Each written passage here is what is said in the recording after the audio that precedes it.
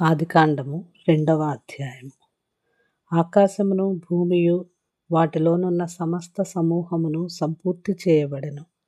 దేవుడు తాను చేసిన తన పని 7వ దినములోగా సంపూర్తి చేసి, తాను చేసిన తన పని అంతటి నుండి 7వ దినమున విశ్రమించెను.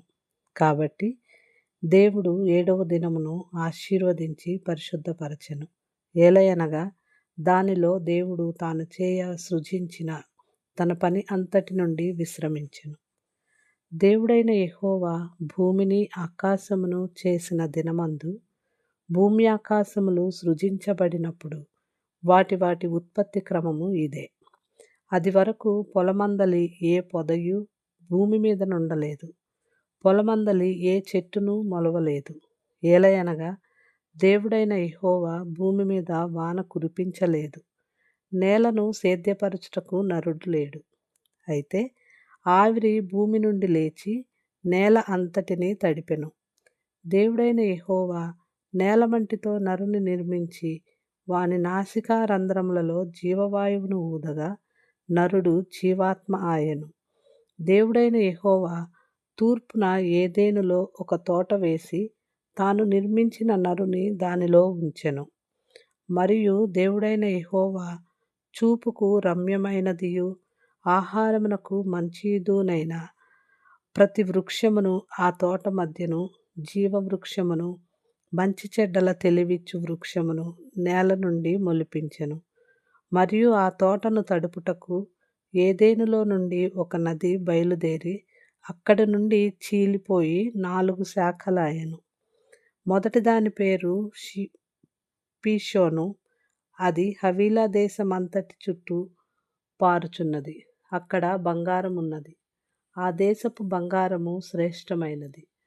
అక్కడ బోళమును గోమేధికములను దొరుకును. రెండవ నది పేరు గిహోను. అది కూషు దేశమంతటి చుట్టూ పారుచున్నది. మూడవ నది పేరు హిద్దెకలు. అది అష్షూరు తూర్పు వైపున పారుచున్నది. నాలుగవ నది ఫరాతు. మరియు దేవుడైన యెహోవా నరుని తీసుకొని ఏదెను తోటను సేద్యపరచుటకును దాని కాచుటకును దానిలో ఉంచెను. మరియు దేవుడైన యెహోవా, ఈ తోటలోనున్న ప్రతి వృక్ష ఫలములను నీవు నిరభ్యంతరముగా తినవచ్చును.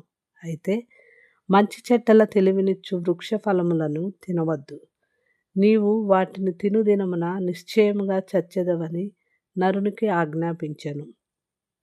మరియు దేవుడైన యెహోవా, నరుడు ఒంటరిగా ఉండుట మంచిది కాదు, వానికి సాటి అయిన సహాయమును వాని కొరకు చేయుదుననుకొనెను. దేవుడైన యెహోవా ప్రతి భూజంతువును, ప్రతి ఆకాశ పక్షిని నేల నుండి నిర్మించి ఆదాము వాటికి ఏ పేరు పెట్టునో చూచుటకు అతని యొద్దకు వాటిని రప్పించెను. జీవము గల ప్రతి దానికి ఆదాము ఏ పేరు పెట్టెనో ఆ పేరు దానికి కలిగెను. అప్పుడు ఆదాము సమస్త పశువులకును, ఆకాశ పక్షులకును, సమస్త భూజంతువులకును పేరు పెట్టెను. అయినను ఆదాముకు సాటి అయిన సహాయము అతనికి లేకపోయెను. అప్పుడు దేవుడైన యెహోవా ఆదామునకు గాఢ నిద్ర కలుగచేసి, అతడు నిద్రించినప్పుడు అతని ప్రక్కటెముకలలో ఒకదాని తీసి ఆ చోటనున్న మాంసమును పూడ్చివేసెను. తరువాత దేవుడైన యెహోవా తాను ఆదాము నుండి తీసిన ప్రక్కటెముకను స్త్రీనిగా నిర్మించి ఆమెను ఆదామునొద్దకు తీసుకొని వచ్చెను. అప్పుడు ఆదాము ఇట్లనెను, నా ఎముకలలో ఒక ఎముక, నా మాంసములో మాంసము. ఇది నరునిలో నుండి తీయబడెను గనుక నారి అనబడును. కాబట్టి పురుషుడు తన తండ్రిని తన తల్లిని విడిచి తన భార్యను హత్తుకొనును, వారు ఏక శరీరమై యుందురు. అప్పుడు ఆదామును అతని భార్యయు వారిద్దరూ దిగంబరులుగా ఉండిరి. అయితే వారు సిగ్గు ఎరుగక ఉండిరి. 2వ అధ్యాయము సమాప్తము. Thank you for watching. Please like, share and subscribe. NBGA Family World.